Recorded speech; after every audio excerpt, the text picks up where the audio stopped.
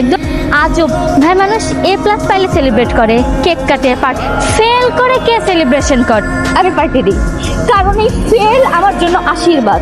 যতবার আমি ফেল করব ততবার আমার জীবন জলাঞ্জলি দেওয়া থেকে বেঁচে যাবে। বুঝলাম না কিসের জলাঞ্জলি?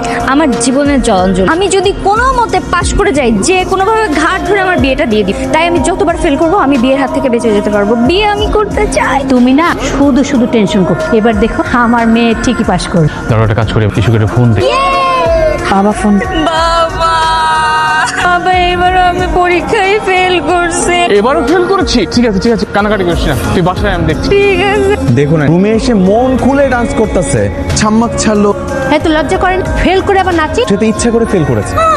আঙ্কেল, ওই যে আপনারা আশায় বুক বেঁধেছেন মেয়ে পাশ করলে একটা ভালো ছেলের সাথে বিয়ে দিন, একটা কাজ করে রাস্তা থেকে একটা ছেলে তো ওকে বিয়ে দিন।